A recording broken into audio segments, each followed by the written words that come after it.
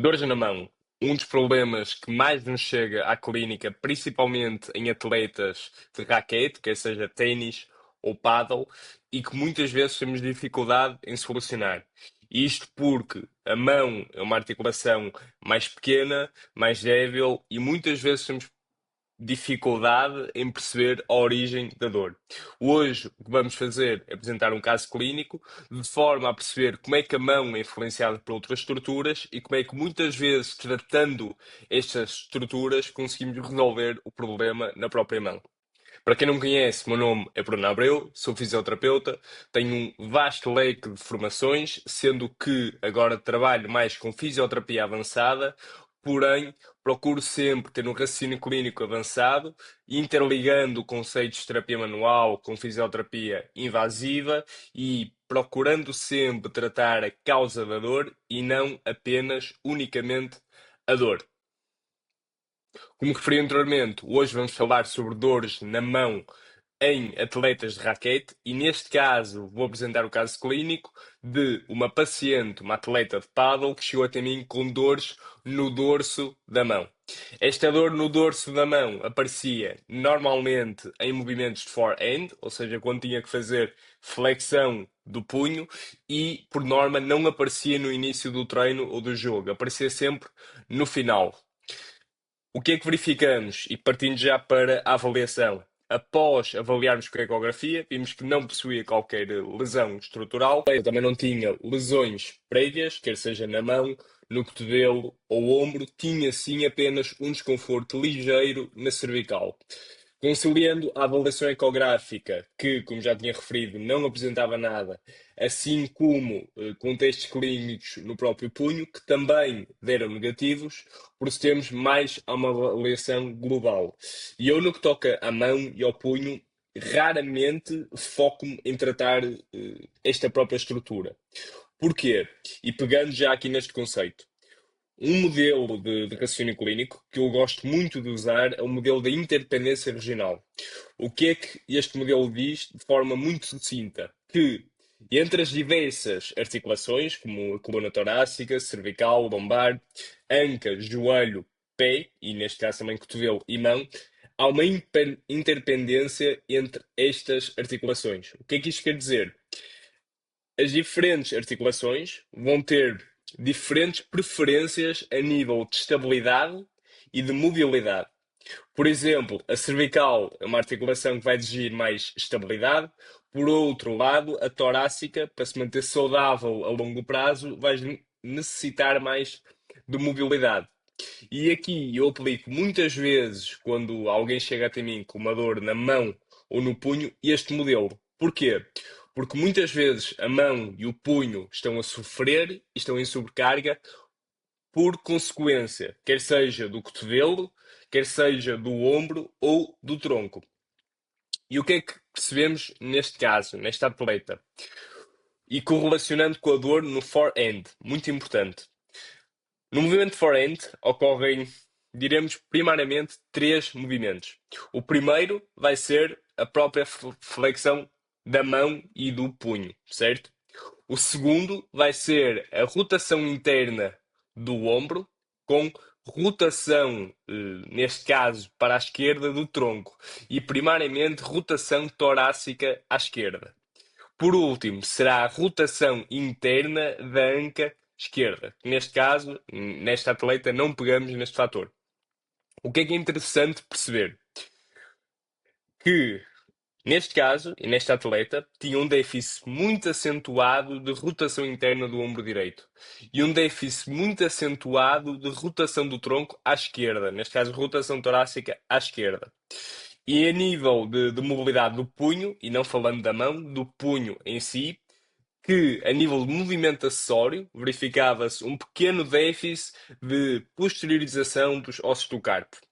Porque é que isto torna importante e correlacionando com o modelo da interdependência regional? O que é que acontece a longo prazo se eu não tenho uma boa rotação interna no ombro e uma boa rotação do tronco, num movimento forehand? Eventualmente, a mão vai começar a compensar. Ou seja, vai começar a acontecer mais movimento na mão, mais esforço, mais sobrecarga, por compensação deste déficit de movimento ao nível do ombro e do tronco. E este foi então um teste que fizemos ao nível do ombro.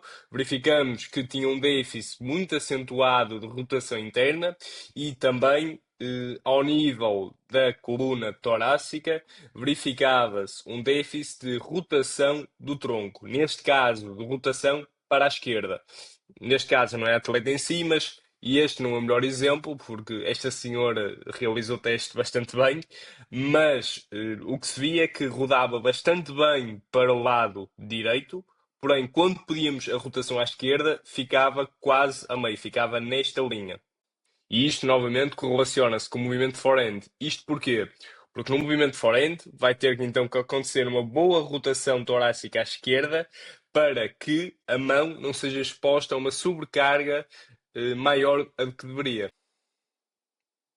Em relação ao tratamento, a primeira coisa a perceber é que, mesmo quando temos uma abordagem mais global, é sempre importante dar alguma atenção ao local da dor, mesmo não existindo uma alteração estrutural.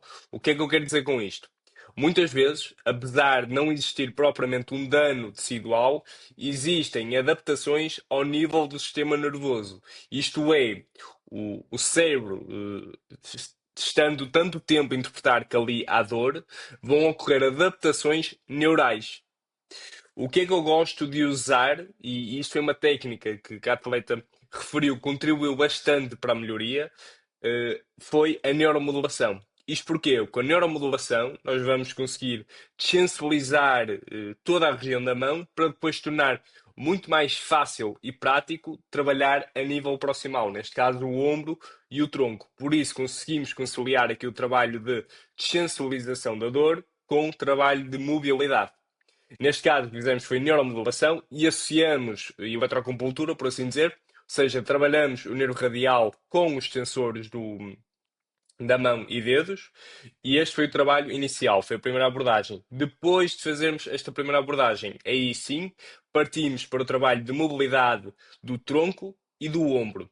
E neste caso fizemos um trabalho isolado de rotação torácica à esquerda, com o mesmo exercício que usamos para avaliação, na verdade é muito prático, e a nível de rotação interna do ombro, usamos também a própria mobilidade do ombro, similar ao que fazemos no teste, porém, e muito importante, além de mobilidade no ombro, é importante dar ativação dos rotadores internos.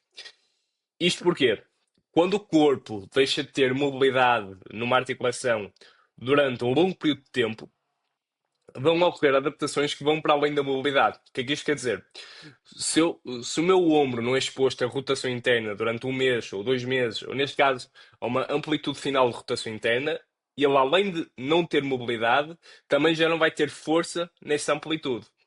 Por isso, é sim importante trabalhar mobilidade, porém temos sempre que conciliar com o trabalho de força, que é para associar o melhor dos dois mundos. E isto torna-se particularmente importante fazer, principalmente antes dos treinos e jogos. Por isso, qual foi a indicação que eu dei à atleta? Após então fazer a neuromodulação, o que fizemos e combinamos foi, antes de cada treino e de cada jogo, vamos tirar 10, 15 minutos unicamente para trabalhar a rotação interna do ombro, com mobilidade e com carga, e a rotação torácica à esquerda. E isto foi combinado.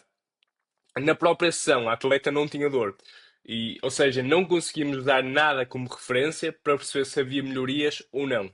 E adicionando aqui uma à parte, isto é muito, muito, muito importante. Quando alguém vem até nós temos que ter sempre algum ponto de referência se a pessoa está melhor ou não está melhor. Ou seja, a pessoa não se pode levantar da marquesa e nós dizemos, ok, está finalizado, sem ter algum ponto de referência se melhorou ou piorou. Neste caso, com esta atleta, como não tínhamos este ponto de referência, o que combinamos foi que ela iria fazer este trabalho e que na próxima sessão me dava feedback. E a verdade é que na segunda sessão, ou seja, fizemos unicamente uma sessão com o trabalho de neuromodulação e indicações para mobilidade. Na segunda sessão, ela já deu este feedback, ou seja, sentiu uma melhoria muito considerável, já não tinha dor e não sentia aquela sobrecarga no final dos treinos e dos jogos. Isto é um exemplo perfeito de que muitas vezes, sim, temos de tratar o local da dor, porém, e se queremos ter resultados mais efetivos, temos que procurar o que se passa no resto do corpo. E é procurando este trabalho acessório e melhorando de forma efetiva, conseguimos muitas vezes resultados mais a longo prazo e duradouros.